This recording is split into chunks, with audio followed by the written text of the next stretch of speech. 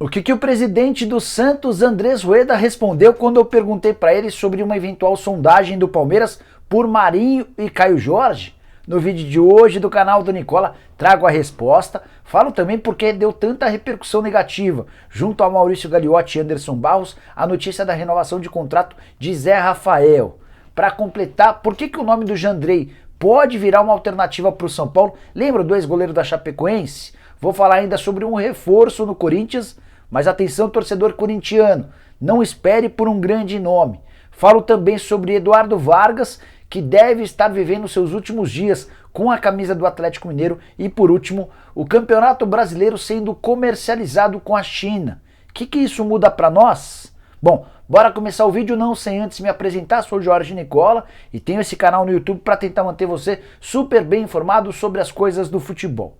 Se você curtiu o vídeo que eu vou contar a partir de agora, não se esqueça de deixar like, é super importante para que o canal do Nicola, e especialmente esse vídeo, cresçam bastante. Se você ainda não é inscrito no canal, é só apertar esse botãozinho vermelho de inscreva-se. Lembrando que a gente volta no fim da tarde desse sábado com mais notícias sobre o mercado. Bom, bora começar o vídeo falando sobre o Campeonato Brasileiro sendo exibido na China. Desde o início dessa temporada, há um grande movimento na tentativa de vender os direitos de transmissão do Campeonato Brasileiro para outros países. E a China, enfim, chegou a um acordo. Uma empresa chamada Suning Sports Media Co. comprou os direitos de transmissão em streaming do Campeonato Brasileiro. Dessa maneira, a nossa competição vai chegar para mais ou menos 300 milhões de chineses. População gigante, e 300 milhões de chineses assinam esse streaming. São 3 jogos exibidos por rodada para a China. E o assinante desse pacote ainda vai ter direito a ver todos os melhores momentos e gols da rodada completa. Como é que muda? O que muda isso para o futebol brasileiro? Além da entrada de recursos e todo o contrato fechado com o exterior garante um pequeno percentual aos clubes brasileiros, essa exibição por lá também pode fomentar o futebol nacional, gerando possíveis parcerias e mais do que isso, dando visibilidade a nossos atletas. Já há algum tempo o mercado chinês é um mercado bastante consumidor de atletas brasileiros, embora nos últimos anos ou nos últimos meses essa situação tenha dado uma complicada por causa da pandemia. Acho que pode ser bacana, quanto mais negócios fechados com direitos de transmissão, melhor para nós. Só para arrematar sobre esse assunto, vale a lembrança de que recentemente essa mesma empresa que cuida da transmissão ou da venda dos direitos de transmissão do Campeonato Brasileiro para o exterior havia fechado com a Paramount+, ou Plus, em relação ao futebol dos Estados Unidos. Nos Estados Unidos, os assinantes podem assistir aos jogos do Campeonato Brasileiro, são todas as partidas na Paramount+, até 2023 do Campeonato Brasileiro, algo também bastante bacana. Bom, tossinha, só para manter a tradição. Bora falar sobre Eduardo Vargas e a possibilidade dele nem jogar mais pelo Atlético Mineiro. Você deve saber que o Vargas está vestindo a camisa da seleção chilena na disputa da Copa América. Já marcou 2 gols em 4 partidas. Se ele marcar mais 3 gols, vai se tornar o maior artilheiro da história da Copa América. E o torcedor do Galo e os dirigentes em especial torcem para que o Vargas faça bastante sucesso na Copa América. Tudo para que 2 sondagens que vieram da Arábia Saudita se transformem em propostas. O Atlético Mineiro não quer continuar com Eduardo Vargas, por mais que isso não possa ser admitido diante dos microfones, essa é a grande vontade dos dirigentes, que pagaram quase 11 milhões de reais para comprá-lo no ano passado, para atender a um pedido de Jorge Sampaoli. Sampaoli foi embora e o Atlético ficou com um jogador que hoje é reserva e custa mais ou menos 900 mil reais por mês, contrato até o fim do ano que vem. Qual que é a ideia do Galo? Recuperar pelo menos esses 2 milhões de dólares investidos na compra do atleta e, mais do que isso, se livrar desses 900 mil que seriam utilizados na contratação de um jogador mais importante.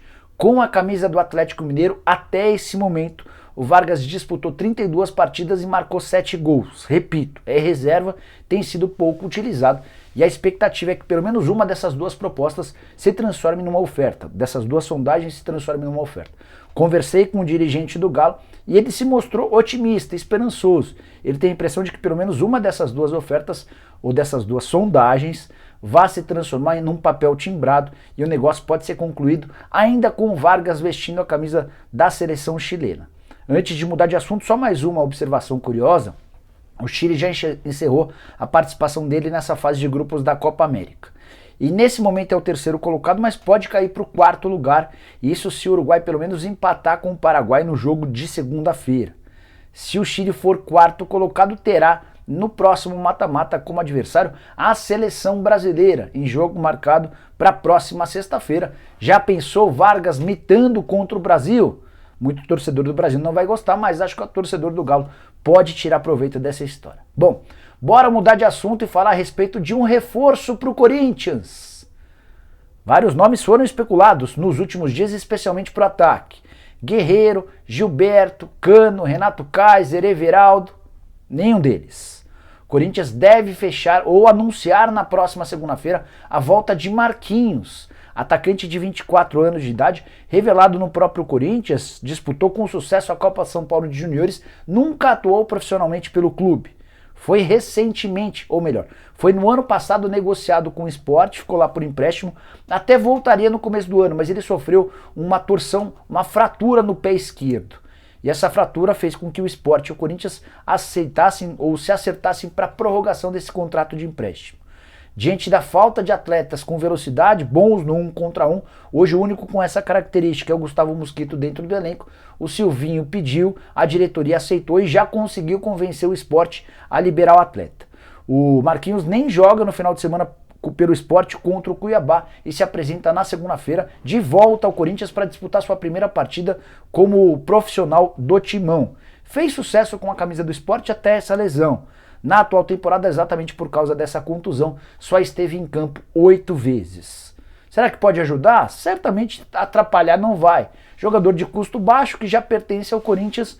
A ideia, ou pelo menos a estimativa do Corinthians, é de que o Marquinhos possa repetir algo que o Gustavo Mosquito e o João Vitor fizeram. Foram emprestados, o Mosquito para o Paraná, o João Vitor para o Atlético Goianiense, se deram bem e voltaram com moral. Têm sido úteis nesse novo Corinthians, bem mais barato do que em outros tempos. Se você espera por reforços maiores, reforços grandes, alguns nomes especulados recentemente, saiba que o Corinthians passa por enormes dificuldades. Dentinho e Paulinho, por exemplo, dois nomes sempre citados. Chances bem pequenas. Bom, bora falar agora sobre a entrevista bem legal que o Andrés Rueda, presidente do Santos, concedeu ao canal do Nicola, mais especificamente ao programa do Nicola dessa sexta-feira. Se você perdeu, eu vou deixar o link para que você possa assistir, mas separei alguns pedaços importantes da entrevista.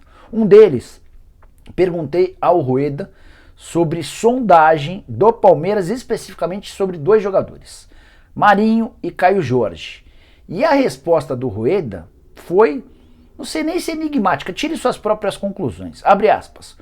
Consulta tem por todos os jogadores. Uma vez por semana, entre os presidentes, a gente se fala por telefone ou presencialmente. Eu fiquei com a impressão de que quando ele citou esses encontros por telefone ou pessoais com presidentes, ele se referia a presidentes de clubes paulistas, que é com quem o Rueda tem mais ligação. E ele completa. E aí tem a conversa. E tal jogador, você teria interesse?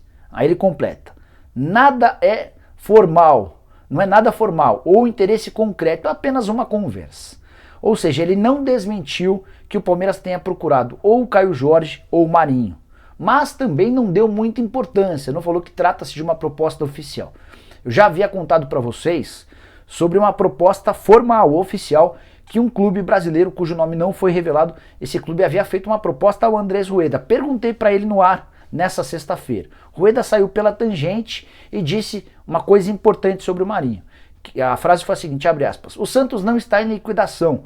O fato de estar com problemas financeiros momentaneamente não faz com que a gente esteja com o Pires na mão. Fecha aspas. O que o presidente do Santos quer dizer? Que não vai ser qualquer oferta que vai ser possível para tirar o Marinho da Vila Belmiro.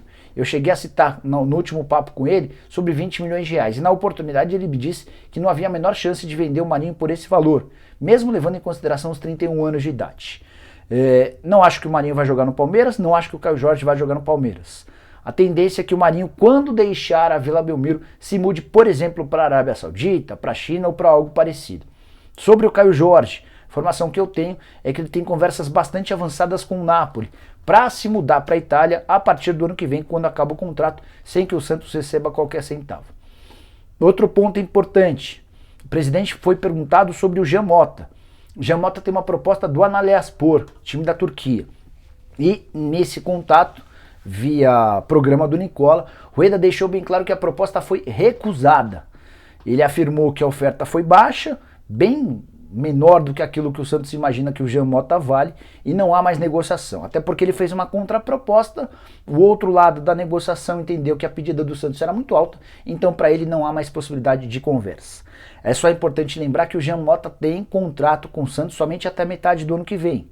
E se não houver uma renovação nas próximas semanas ou nos próximos meses, o Jean Mota vai estar livre para, a partir de 1º de janeiro, assinar um pré-contrato com quem quiser e deixar o peixe de graça daqui a um ano. Tá bom? Bom, se você não viu, repito, assista, a entrevista foi bem legal, vários temas, Vila Belmiro, dívidas, reforços. Falei, por exemplo, perguntei para ele sobre o Lacava, que é aquele meia venezuelano que tem gerado enorme expectativa no torcedor do Santos, enfim, tá bastante legal. E antes de mudar de assunto, só para contar um pouquinho de uma coisa que repercutiu muito negativamente em relação a Maurício Gagliotti, presidente do Palmeiras, e também a Anderson Barros. É que a notícia de que Zé Rafael está renovando o contrato com o Palmeiras foi mais uma bomba contra os dirigentes. A primeira notícia que surgiu envolvendo o Zé Rafael é de que algumas metas no contrato dele obrigariam o vínculo a ser estendido por mais uma temporada. Mas, nessa sexta-feira, o nosso palestra trouxe uma informação diferente. Disse que não há nada atrelado a metas que vai aumentar ou prolongar esse vínculo. Foi uma decisão da diretoria de prorrogar esse contrato por entender que o Zé Rafael pode ser útil.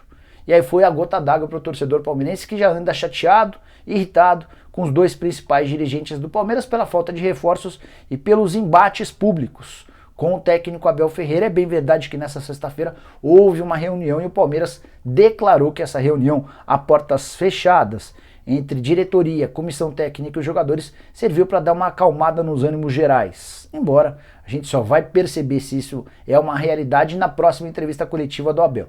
A grande verdade é que o Palmeiras não consegue trazer os reforços e o Abel anda bastante irritado, até a minha impressão, forçando a barra para deixar o clube. Bora fechar o vídeo falando sobre a busca do São Paulo por um goleiro. Informação que eu te trouxe com exclusividade aqui no canal do Nicola há algumas semanas. O primeiro grande alvo do São Paulo foi o goleiro Ivan, da Ponte Preta. São Paulo tinha a impressão de que o negócio seria mais fácil, até porque os representantes do Ivan venderam essa ideia de que tirá-lo da Ponte não seria nada complicado. Mas a prática foi bem diferente da teoria. A Ponte fez jogo duro, pediu bastante alto e a tendência é que o Ivan vá atuar num clube do exterior.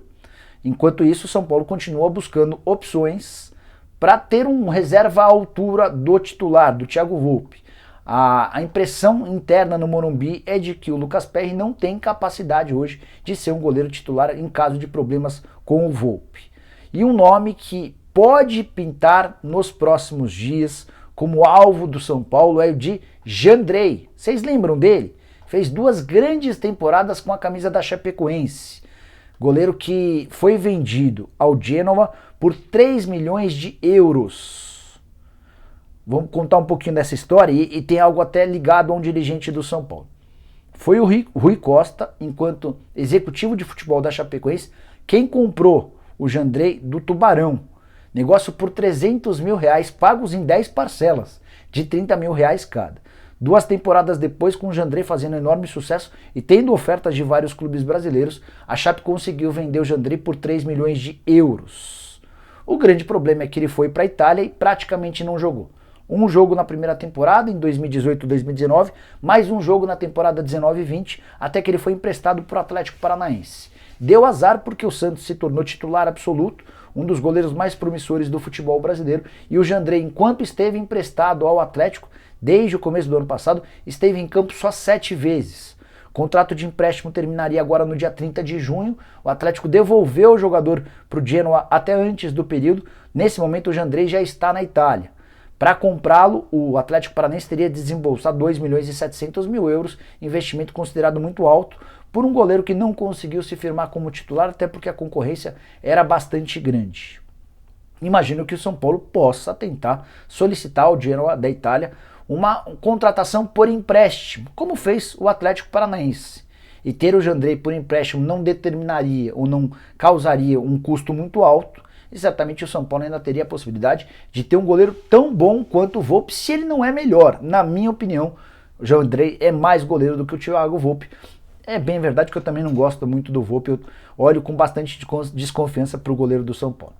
Só antes de encerrar o vídeo, contar que com a camisa da Chapecoense em 2 anos, o Jandrei fez 105 partidas.